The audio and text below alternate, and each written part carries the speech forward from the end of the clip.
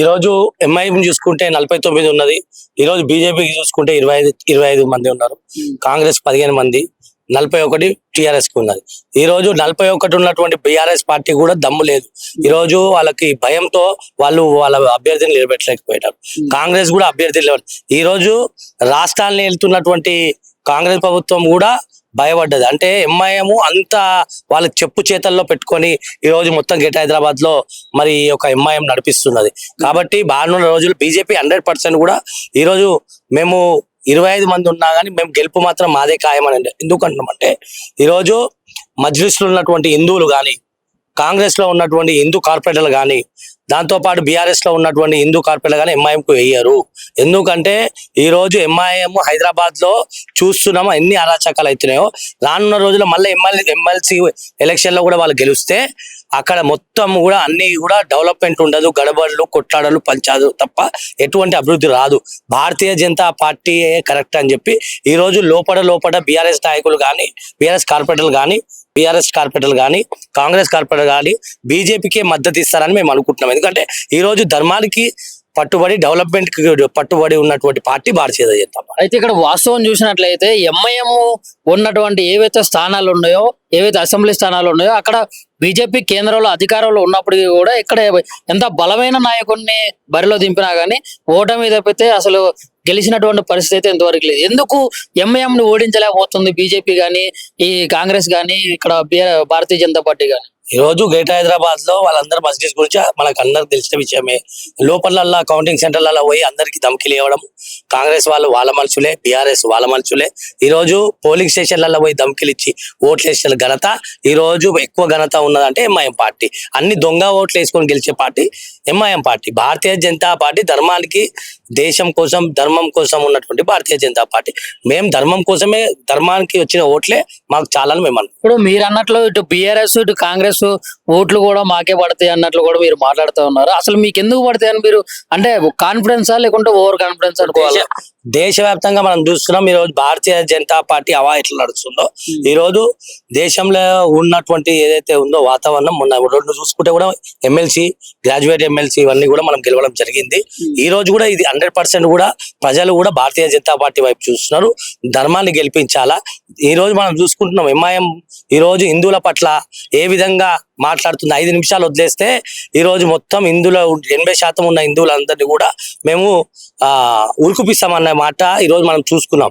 ఈ రోజు అక్కడ ఉన్నటువంటి ఎంఐఎం లో హిందువులు కానీ, దాంతో పాటు బీఆర్ఎస్ లో ఉన్నటువంటి హిందూ కార్పొరేటర్లు కానీ వీళ్ళందరూ కూడా ధర్మాన్ని గురించి ఆలోచన చేయాలా. ఈ రోజు భారతీయ జనతా పార్టీ ఎల్లవేళలా మన ధర్మాన్ని కాపాడుతుంది. కాబట్టి మళ్ళీ మీరు అందరూ కూడా బీజేపీకి ఓటేసి గెలిపిస్తారని నేను ఇప్పుడు ఎంఐఎం కూడా అదే ధీమాతో ఉందన్న. ఏమైనా ఏంటంటే ఇప్పుడు బీఆర్ఎస్ అండ్ కాంగ్రెస్ మా సపోర్ట్ మాకెళ్ళి ఉంటది, బీఆర్ఎస్ కార్పొరేటర్లు అదే విధంగా కాంగ్రెస్ కార్పొరేటర్లు మద్దతు కూడా మాకెళ్ళి ఉంటది అన్నట్లు కూడా ఎంఐఎం ఖచ్చితంగా గెలుపు, స్థానిక సంస్థల ఎమ్మెల్సీ ఎన్నికల్లో అని చెప్పేసి మరి బయట అయితే ఉంది. మరి దాన్ని మీరు ఏ విధంగా తిప్పిపోవడం? మేము ఒకటే, ఈ రోజు ఎంఐఎం పార్టీ మా దేవతల పట్ల ఏమేమి మాట్లాడిన అన్ని విషయాలు మా హిందూ కార్పొరేటర్లకు అందరికి తెలిసిన విషయమే. కాబట్టి అవన్నీ కూడా వాళ్ళ దృష్టిలలో ఉన్నాయి. వాళ్ళు చెప్పుకోలేని పరిస్థితిలో వాళ్ళు అన్నారు. కానీ ఎలక్షన్ అయిన తర్వాత చూద్దాం అక్కడ ఓటమి ఎవరిది, గెలుపు ఎవరిది అనేది ముందుకు తెలుసు. అంటే ఇప్పుడు కార్పొరేటర్లు వేరుంటారు, హిందూ కార్పొరేటర్లు వేరుంటారు అన్న. అంటే ధర్మానికి సంబంధించినటువంటి పార్టీ. ఎందుకంటే బీజేపీ పార్టీలో ధర్మం, ఈరోజు ఎంఐఎం పార్టీలో అక్కడ ఉన్నటువంటి హిందువులని ఎంత కించపరుచున్న విషయం అందరూ కార్పొరేటర్లకు అవగాహన ఉన్నది. కాబట్టి నేను ఒకటి హిందూ కార్పొరేటర్, బీజేపీ కార్పొరేటర్ అని అంటలేను. ఒకటే హిందూ ధర్మానికి సంబంధించినటువంటి కార్పొరేటర్లు. ఈరోజు బీజేపీ అయినా సెక్యులర్ పార్టీ. ఈరోజు వక్ఫ్ బోర్డ్ సంబంధించింది కూడా ఒక ముస్లింలకు సంబంధించినటువంటి జాగాలు ఏవైతే ఉన్నాయో అవన్నీ కూడా ఒక ఎంఐఎం వాళ్ళు ఉన్నటువంటి వాళ్ళ చేతుల్లో గుప్పగడలో ఉన్నాయి. కాబట్టి ఇవన్నీ కూడా భారతీయ జనతా పార్టీ గమనించి ఈ రోజు ఏవైతే గవర్నమెంట్ సంబంధించిన గవర్నమెంట్ కి ఇచ్చేస్తున్న ల్యాండ్లు, మిగతా ల్యాండ్స్ ఏవైతే ఉన్నాయో ముస్లిం పేదలకు ఇస్తే ఈ రోజు రోడ్ల పైన రిక్షాలు తొక్కేది, పంక్చర్ దుకాణాలలో పెట్టుకున్నటువంటి పరిస్థితి ఈ రోజు ముస్లిం సోదరులకు కాకపోతుంటే అంటే పేద ముస్లింలకు ఇస్తారని 100% పేదల ముస్లింలకి అవన్నీ కూడా ఉండాలి. ఎందుకంటే ఒకప్పుడు వక్ఫ్ బోర్డ్ చట్టం ఏముండేనంటే ఏవైతే దానానికి వచ్చినటువంటి జాగాలు అవన్నీ ఏంటంటే ముస్లిం సోదరుల కోసం, ఎడ్యుకేషన్ కోసం, డెవలప్మెంట్ కోసం ఇవ్వని చెప్పింది. కానీ ఇక్కడ ఎక్కడ కూడా ఎడ్యుకేషన్ లేదు. వాళ్ళు రిక్షాల దుకాణాల, పంచర్ దుకాణాలల్లా, రిపేరింగ్ దుకాణాలల్లా, లేకుంటే ఎలక్ట్రికల్ దాంట్లో కనబడుతున్నారు. కానీ మంచి ఎడ్యుకేటర్స్ ఎక్కడ కూడా ముస్లిం కనబడుతున్నారు. కాబట్టి వాళ్ళందరూ కూడా మంచిగా చదువుకోవాలి, మంచిగా ఉండాలని చెప్పేసి మేము Bharatiya Janata party, secular party మేము ఆలోచన. ఇప్పుడు ఈ వక్ చట్టం ద్వారానే ఇప్పుడు బీహార్ లో ఎలా ఎన్నికలు ఉన్నాయి, ఈ బీహార్ ఎన్నికల్లో భారీగా అంటే చాలా బలంగా ఓడిపోతుంది అన్నట్లు కూడా కామెంట్లు అయితే వస్తుంది. మరి బీజేపీ నిజంగా ఇప్పుడు ఓడిపోవడానికి కారణం ఒక బిల్లు అవుతుందా, లేకుంటే ఇంకేమన్నా కావచ్చు అంటే? ఎవరో అనేది కాదండి, రానున్న రోజుల్లో మనం చూద్దాం. బీహార్ లో గెలుస్తుందా, తెలంగాణలో గెలుస్తుందా, లేకుంటే ఇక్కడ ఏ రాష్ట్ర, ఇప్పుడు బంగ్లాదేశ్ లో కూడా ఎలక్షన్స్ ఉన్నాయి, అక్కడ కూడా బెంగాల్లో కూడా ఉన్నది ఇది, అక్కడ గెలుస్తుందా చూద్దాం. ఓకే, ఇప్పుడు మరి నిన్న సోనియా గాంధీ గారు అండ్ రాహుల్ గాంధీ గారి పేర్లు లిస్ట్ లో చేర్చడం వల్ల చాలా భారీగా నిన్న మన ఈడీ కార్యాలయం ముందు ధర్నాలు పెట్టి ఇట్లా ఇష్టానుసారంగా బీజేపీ నేతలను అయితే తిట్టడం అయితే జరిగింది. మరి మీరు ఏమంటారు? ఈ రోజు సుప్రీంకోర్టు అనేది అందరికి కూడా ఒకటే. సుప్రీంకోర్టు ఏదైతే చెప్తుందో అది ఏమి ఉట్టిగా ఆలోచన చేసి చెప్పదు. ఈ రోజు నిన్న చూస్తే అంజన్ కుమార్ యాదవ్ గారు ఏది పడతా ఆ మాటలు, మరి ఈ రోజు కిషన్ రెడ్డి గారిని అనడం కూడా జరిగింది. నేను ఒకటే అడుగుతాను, మీకు దమ్ము ఉంటే మీరు సాయశక్తిలా మీరు కూడా ఒక లాయర్ని పెట్టుకోండి, ఆ ఈడీకి సంబంధించిన దాని మీద కొట్లాడండి. అంతేగాని ఏదైనా ఉంటే అరెస్ట్ చేయడానికి వస్తే బీజేపీ వాళ్ళే, మీరేమైనా తప్పులు చేసి అరెస్ట్ చేస్తే బీజేపీ వాళ్ళే, అంటే మీరు ఏమి శుద్ధపూసలు కావు. 70 ఏళ్ల చరిత్ర ఈరోజు ప్రజలందరూ కూడా గమనిస్తున్నారు.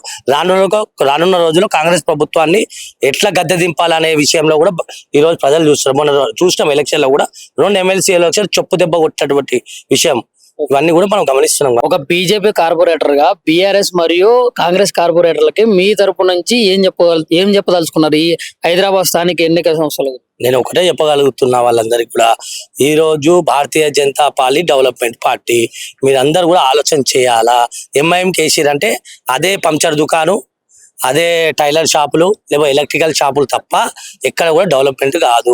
ఈరోజు ఓల్డ్ సిటీకి వెళ్ళి చూడండి, ఎక్కడ చూస్తే చిన్న చిన్న గల్లీలే, కరెంటు బిల్లు కట్టరు, డెవలప్మెంట్ లేదు, ట్యాక్సులు కట్టరు, ఎక్కడ కూడా ఎక్కడున్న గొంగడి అక్కడనే ఉంది. గత 40-50 ఏళ్ల నుంచి నడిపిస్తున్నటువంటి ఎంఐఎం పార్టీ గురించి ప్రజలందరూ గమనిస్తున్నారు. నేను ఒకటే వాళ్ళకి చెప్తున్నా, ఎవరైతే డెవలప్మెంట్ చేస్తారో వారికి ఓటేస్తే మన హైదరాబాద్ డెవలప్ అవుతుంది. ఈ రోజు మనం చూసుకుంటే కాంగ్రెస్ ప్రభుత్వం వచ్చిన తర్వాత ఒక దీపం, ఒక కరెంటు ఏవైతే ఉన్నాయో ఎలక్ట్రికల్ డిపార్ట్మెంట్ సంబంధించిన స్ట్రీట్ లైట్లు ఈ రోజు 7 నెలల నుంచి ఎక్కడ కూడా పెట్టలే. ఒక్కొక్క బిచ్చం వేసినట్టు ఒక కార్పొరేటర్ కి 50-50, 60-60 ఇచ్చారు. అంటే 70,000 జనాభా ఉన్నటువంటి డివిజన్ లో మీరు 10-20 బిచ్చం వేసినట్టు వేస్తే ఈ రోజు ప్రజలకి మీరు ఏం చేయగలుగుతారు? మీ ప్రజలు ఈ రోజు ఎంఐఎం కి పార్టీకి కాంగ్రెస్ మద్దతు ఇస్తుంది, బీఆర్ఎస్ పార్టీకి మద్దతు ఇస్తుంది, ఎంఐఎం పార్టీకి. అంటే మీరు అందరు కలిపేసి ఈ హైదరాబాద్ మొత్తం చిమ్మచీకటి చేయాలనుకుంటున్నారా అని చెప్పేసి భారతీయ జనతా పార్టీ నుంచి కార్పొరేటర్లకు నేను హెచ్చరిస్తున్నాను.